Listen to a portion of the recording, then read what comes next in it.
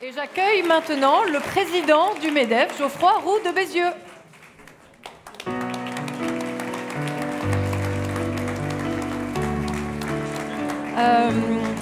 Mais moi, je vous laisse la place, cher Geoffroy. C'est à vous, je vous retrouve juste après. Mais je croyais qu'on me posait des questions, moi. Ah ben non, on m'a dit qu'il parle tout seul. Ah bon, bah écoutez, je vais Alors, bien qu'est-ce parler qu'on tout fait seul, il n'y a pas de problème. Non, Je peux chanter aussi, enfin, je suis comme vous. Je pourrais vous poser des questions après, mais je pense que c'est bien Bon, bah, aussi écoutez, que manifestement, vous j'ai mal été au briefé. public. C'est un petit piège tendu par mes amis lyonnais, mais c'est pas grave. Non, mais du coup, je ne sais pas s'il est parti, Jean-Marc Jancovici, mais je vais quand même... Où est-ce qu'il est, Oui. Je ne sais pas s'il est là. Non, parce qu'il nous a quand même tous déprimés.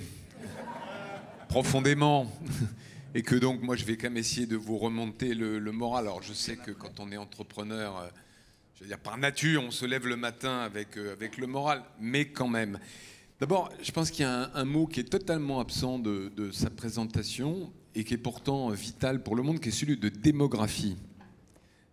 Parce que, finalement, ce qu'il est en train d'expliquer, qui est très juste, hein, c'est que l'être humain du XXe siècle émet trop de CO2 par tête d'habitant, et notamment s'il est européen ou occidental, et que si on multiplie ça par la population et la croissance de la population mondiale, on arrive à un problème majeur de réchauffement climatique, et d'ailleurs, ça n'a pas été évoqué, mais aussi d'épuisement de ressources minières, énergétiques, etc.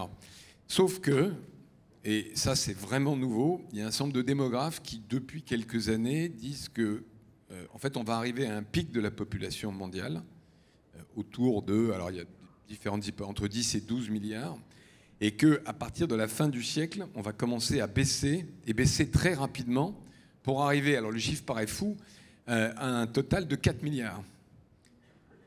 Et pourquoi? Alors la théorie, elle est assez simple, c'est de comprendre, alors moi j'ai pas les slides, les trucs et les machins, mais je vais essayer de vous le faire à la main, et en improvisant, parce que à partir du moment où le niveau d'éducation, le PIB, pardon, je commence par le PIB d'un pays atteint un certain niveau, il y a une corrélation directe avec le niveau d'éducation des femmes. Et il y a ensuite une corrélation directe entre le nombre d'enfants par femme et le niveau d'éducation. C'est prouvé dans tous les pays, et ça se démontre scientifiquement sur beaucoup de pays, beaucoup d'années.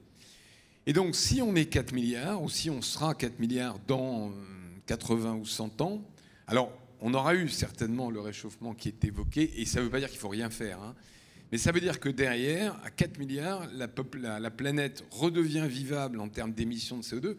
Par contre, il se pose un autre petit problème, c'est que vous avez plein de vieux et pas assez de jeunes pour payer leur retraite, leurs EHPAD et leurs couches. Si je puis me permettre cette petite blague. Donc, on a un autre problème devant nous, qui est un problème de natalité et qui est la démographie. Et ça peut vous paraître très lointain, mais il n'empêche que l'Italie, l'année dernière, 400 000 travailleurs en moins. C'est-à-dire que la force active disponible pour l'Italie, il y a 400 000 personnes dans le marché du travail en moins. Ça veut dire du PIB en moins, ça veut dire des recettes fiscales en moins, ça veut dire de la richesse en moins, etc. Donc ça, c'est la première remarque que je fais sur la présentation de Jean-Marc Jancovici. La deuxième, il l'a un peu évoqué avec la démocratie, quand il dit les entreprises n'ont qu'à décider dans le changement. Non, parce qu'elles ont des clients et des consommateurs. Et qu'à un moment, si vous vendez du ciment décarboné, comme, je ne sais pas si la famille Sido, c'est dans le coin, comme nos amis Vicar, mais que le client ne veut pas acheter 30 ou 40% plus cher ce ciment, si vous vendez une voiture électrique à 40 000 euros quand la voiture thermique est à 20 000, etc., etc.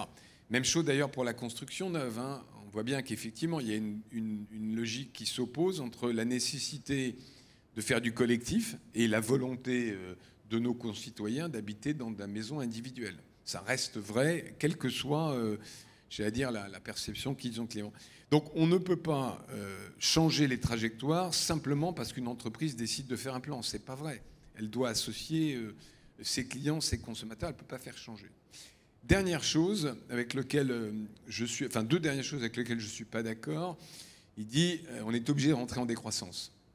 Non, je ne crois pas. Je crois qu'on peut faire une autre sorte de croissance qui est une croissance sobre, qui continue à permettre aux gens de voyager, faire du loisir, faire vivre tout simplement, mais en consommant moins d'unités d'énergie. Il y a un exemple tout simple qui est un exemple de bon sens. Les voitures, il y a 15 ans ou 20 ans, consommaient 15 litres au 100. Aujourd'hui, on s'approche de 2 litres. Je parle des voitures thermiques.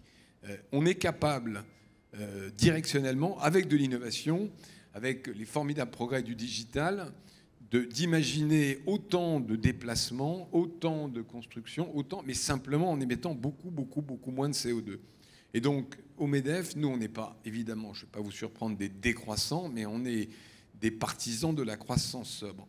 Et puis la dernière chose avec laquelle je ne suis pas d'accord, il dit, nous, on s'occupe des flux, ce n'est pas un problème d'euros. Je crois au contraire que c'est justement un problème d'euros. Et c'est là où on a peut-être surpris les uns les autres en disant qu'on était favorable au principe de la taxe carbone. Pourquoi? Parce que justement, un entrepreneur, il va raisonner en euros. Un consommateur, il va aussi raisonner en euros.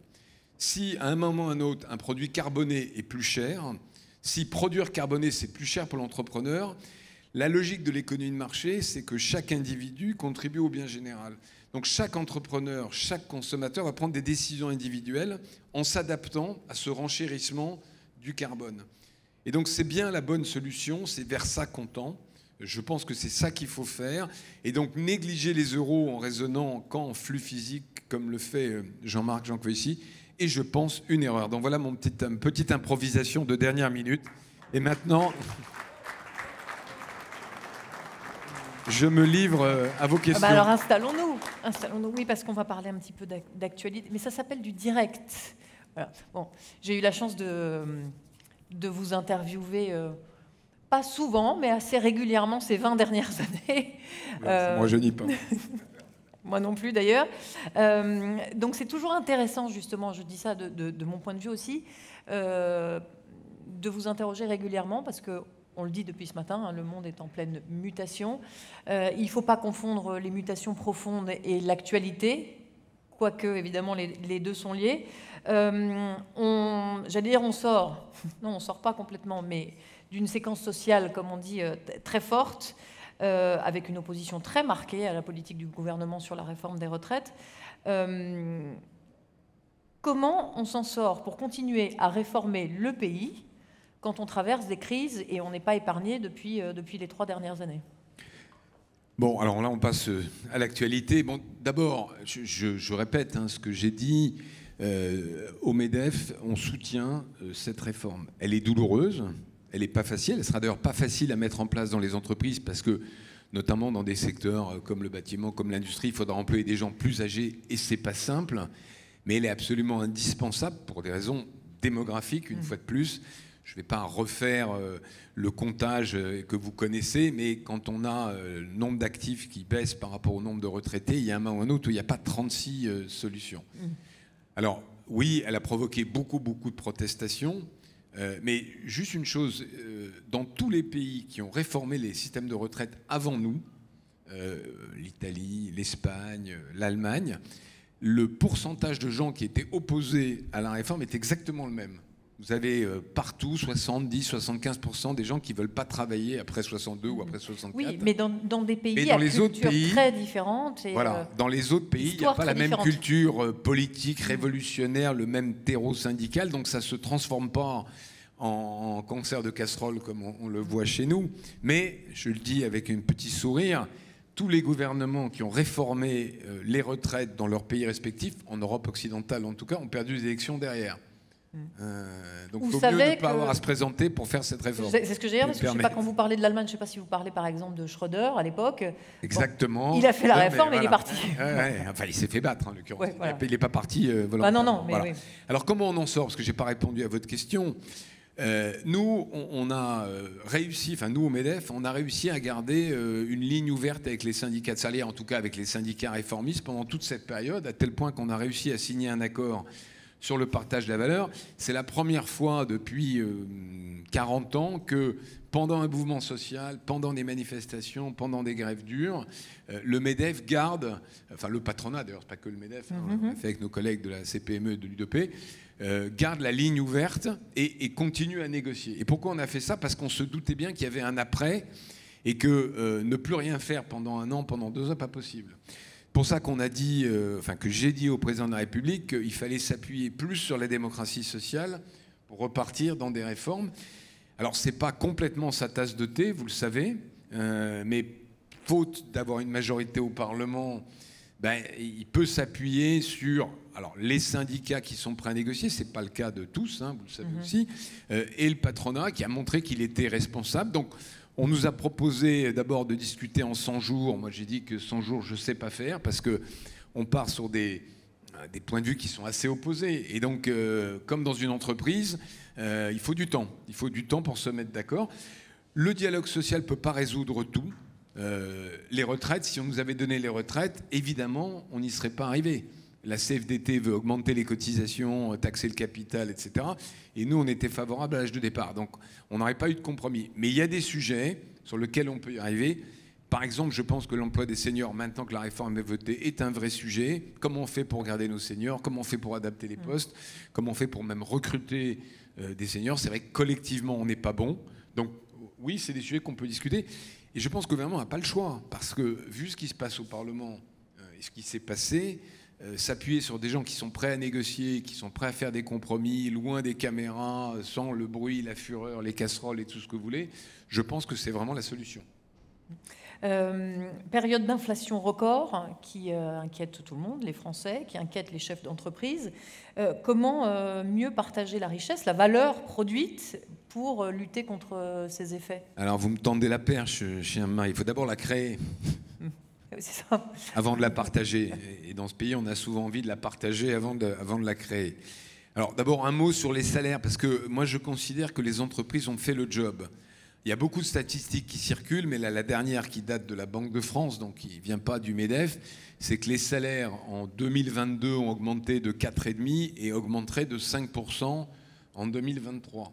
Alors ce n'est pas tout à fait l'inflation, mais dans les entreprises, là aussi, hein, sans bruit, sans fureur, il y a eu quelques grèves ça et là, mais les employeurs ont fait le job et ont augmenté les salaires. Et ils ont augmenté les salaires pour deux raisons. D'abord parce qu'ils voient bien la difficulté qu'ont le salarié, et puis aussi parce qu'ils ont des difficultés à recruter. Et ça, je crois que c'est important de le dire, hein, on le sent tous, le marché du travail s'est retourné.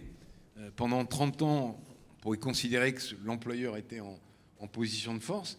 Maintenant, ce n'est plus le cas. Et ce n'est pas seulement vrai dans la restauration, c'est vrai partout. Je lisais que l'armée avait du mal à recruter, mais les transporteurs ont du mal à recruter, mais les spécialistes d'informatique, enfin, c'est vrai partout. Donc forcément, ça crée, c'est la loi de l'offre et de la demande qui joue en faveur des salariés, ça crée une tension sur les salaires. Après, je dis un mot de cet accord partage de la valeur.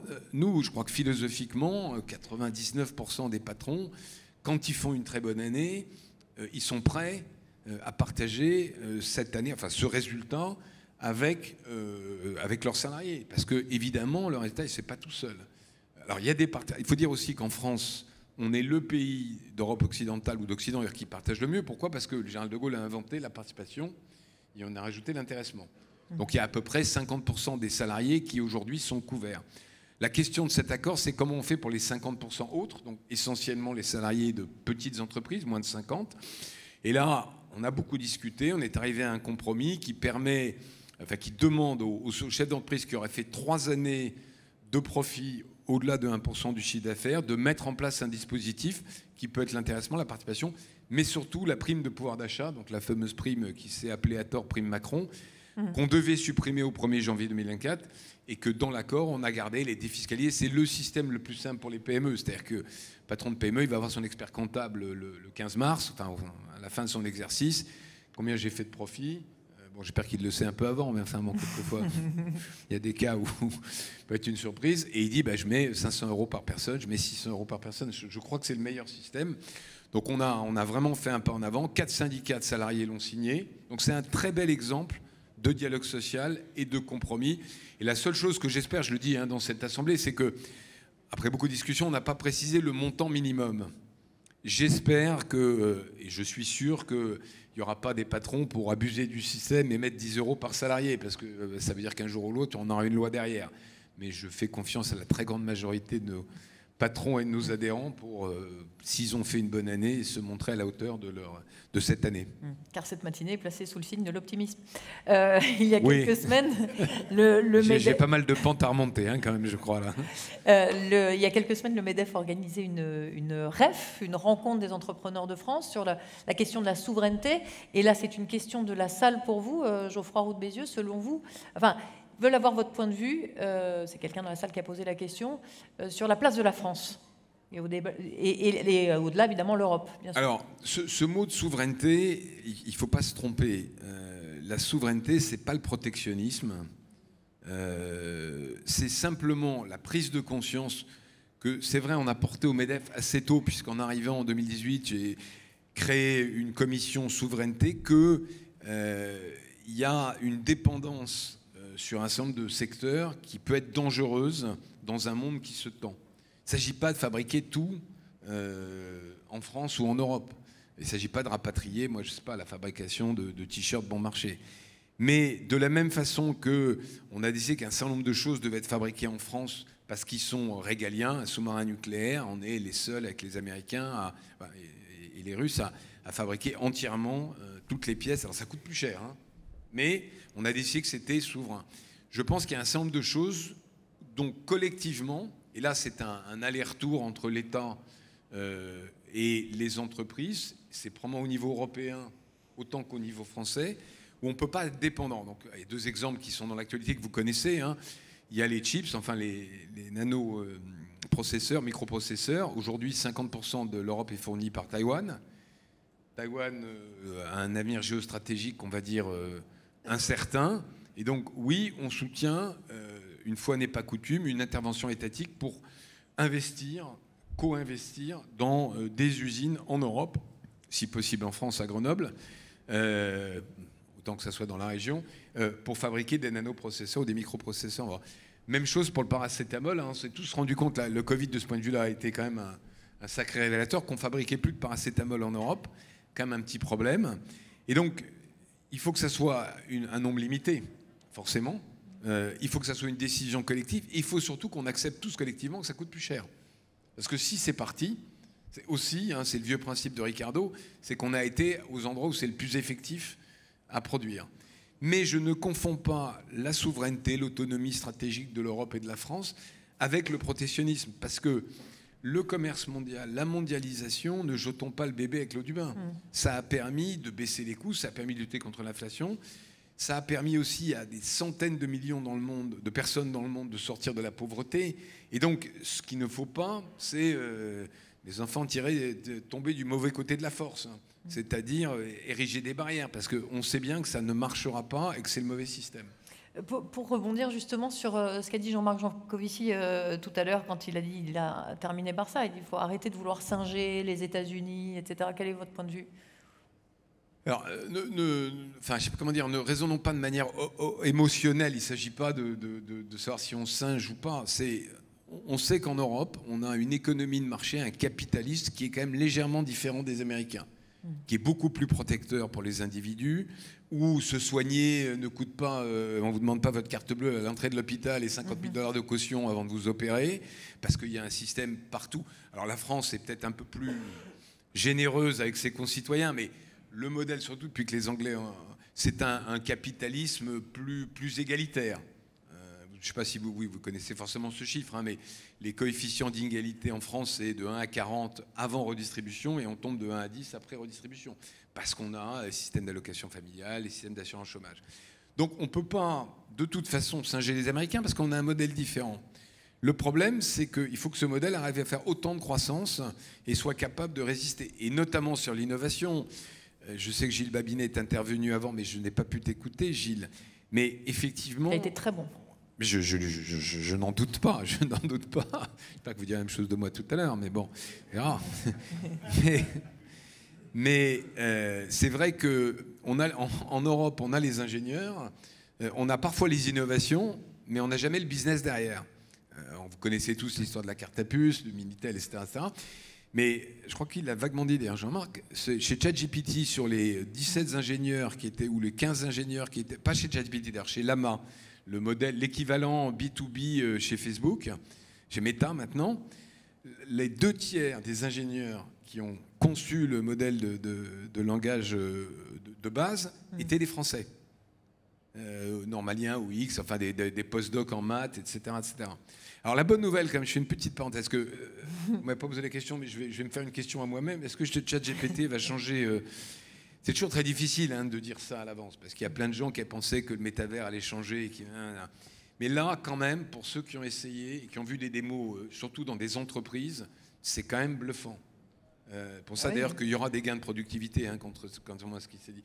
Aujourd'hui, moi, j'ai vu en live une réunion en visio d'1h30 dont le compte-rendu a été fait par ChatGPT et où il y a quelques mots à corriger.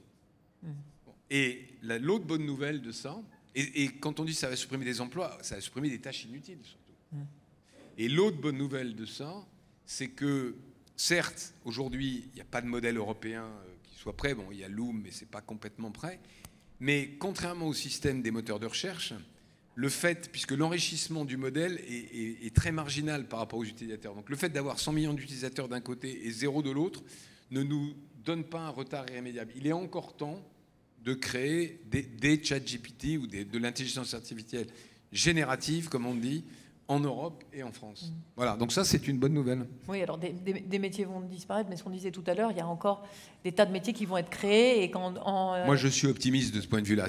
Depuis 200 ans, on dit toujours le train à vapeur va supprimer, etc. Enfin, vous savez, c'est la vieille complainte des canuts de Lyon, je crois. Si je ne me trompe pas, je parle devant d'éminents spécialistes pour qui métier à tisser allait supprimer des emplois. Bon, je crois qu'on est toujours dans la même histoire. Mais en tout cas, le numérique comme levier de souveraineté, vous y croyez? Oui, ouais. Je pense qu'on a un problème. Alors là, je vais dire les choses. On a un problème de confier toutes nos données à des acteurs non européens qui ne respectent pas les mêmes règlements que nous. Et là, l'action de Thierry Breton avec DSA, DMA va dans le bon sens. Le problème, c'est qu'on n'a pas le business model. Quant, qui était, vous savez, la tentative de moteur de recherche franco-français a été un échec magnifique. Enfin, magnifique, si un échec peut être magnifique. C'est votre côté optimiste. Ouais. Donc, oui, je crois qu'il faut être capable de parler d'autonomie stratégique sur le numérique et sur les données. Pour conclure, et je vais poser la question volontairement de cette façon, voyez-vous des raisons économiques d'être optimiste ? Oui, alors, en tout cas, à court terme, un petit mot sur la conjoncture. Moi, j'essaye de voir pratiquement une fois par semaine, je vais dans une AG ou dans une manifestation, je vois beaucoup de patrons, à part le monde de la construction, qui souffre énormément. J'ai eu l'occasion de pousser un petit coup de gueule le dimanche sur le grand jury qui a l'air d'avoir un peu secoué le cocotier. Mais globalement, il y a toujours des cas particuliers, l'économie résiste. Et l'économie française, elle ralentit, parce qu'on n'est plus dans la période post-Covid, mais elle ralentit moins que les autres. J'étais avec mon collègue il y a un mois du CBI, alors ils ont par ailleurs d'autres petits problèmes, mais en Angleterre, c'est vraiment la catastrophe. On parle d'un pays où il y a 10% des rayons des supermarchés qui sont vides. Alors, c'est pareil, quand on regarde les autres, quand je me regarde, je m'inquiète, et quand je regarde les autres, je me console. Je vois des patrons, certes, avec une visibilité très courte, avec une incertitude sur l'avenir, mais en même temps, d'abord, avec un moral relativement fort. Il y a un truc que personne n'a remarqué, mais les courbes de long terme sur le moral des chefs d'entreprise et le moral des consommateurs, depuis 6 mois, c'est la première fois que le moral des chefs d'entreprise est au-dessus de celui des consommateurs. Oui. Consommateurs, ils regardent BFM TV, ou ce que vous voulez, toute la journée, et ils se dépriment. Non, je ne sais pas qui est le sponsor. Mais en général, les gens qui regardent une chaîne d'infos toute la journée sont déprimés. Oui, ils sont déprimés à la base, c'est ça que vous voulez dire. Oui, je suis d'accord. Mais bon. Oui, les deux d'ailleurs. Non, mais vous voyez le fil d'information, là, le sous-titre, il n'y a que d'histoires terribles. Et puis les chefs d'entreprise, ils gardent leur carnet de commandes et ils se disent, jusque-là, tout va bien. Alors, il ne faut pas qu'ils soient, vous savez, comme le gars qui tombe de l'immeuble et qui...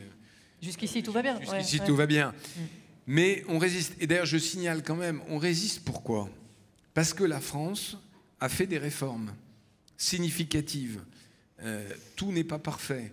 Le gouvernement n'a pas tout fait. Mais depuis 6 ans, d'ailleurs même, on peut presque dire depuis le CICE, c'est la politique de l'offre qu'on a défendue contre vent et marée. Ça faisait rigoler tout le monde. N'empêche qu'il y a 2 chiffres à retenir. Depuis 2019, 1 700 000 emplois créés. 1 700 000, c'est-à-dire qu'il y a 1 700 000 Français qui, au lieu d'aller au RSA, au lieu de toucher des allocations, bossent, se lèvent le matin, ont la dignité du travail, payent des impôts, payent des cotisations. Enfin, le travail, je suis désolé, tout le monde ne sera pas d'accord, pas dans cette salle, mais en dehors de la salle. Mais oui, le travail, c'est une forme de dignité, et l'absence de travail, c'est une forme voilà, d'indignité d'une certaine manière. Donc ça a marché sur le plan du travail. Et alors, le plus surprenant, mais pour tout le monde, c'est que ça a marché sur le plan des recettes fiscales. Puisque en 2022, l'État a gagné plus d'argent avec l'impôt sur les sociétés en milliards d'euros que ce qu'il gagnait avec un taux à 33% en 2019. On a baissé de 8 points, donc passé de 33 à 25, et en fait l'État s'est enrichi. Ça démontre, alors pour ceux qui se souviennent de ça, la fameuse courbe de l'affaire qui disait qu'il y a un point optimal de l'impôt. D'ailleurs, nous, on ne demande plus de baisser les impôts sur les sociétés. L'IS à 25%, c'est la moyenne européenne, c'est ce que les Anglais sont montés de 19 à 25, c'est drôle. Donc on est au point d'équilibre, parce qu'à un moment, il faut aussi payer les lycées, il faut payer nos militaires qui nous défendent, il faut payer nos infirmières, etc., etc. Voilà, donc quand je vois, oui, les chefs d'entreprise, je suis optimiste à court terme. Après, on a devant nous beaucoup de défis. Effectivement, la transition climatique, que je ne nie pas, j'ai été assez critique de l'intervention de Jean-Marc, mais oui, toute la partie scientifique, on a un problème, la sécheresse en Espagne nous le démontre, et il faut qu'on s'engage dedans. On a des problèmes de démographie, je l'évoquais, des problèmes géopolitiques, mais c'est là où je termine peut-être sur presque une déclaration philosophique. Moi, je crois au génie humain, je crois qu'on a eu des tas de problèmes à résoudre, et qu'à chaque fois, les hommes, au sens générique du terme, se sont adaptés. Et c'est par la liberté qu'ils se sont adaptés, pas par la contrainte. Voilà, donc vive la liberté, merci à tous. Merci beaucoup, Geoffroy Roux de Bézieux. Merci.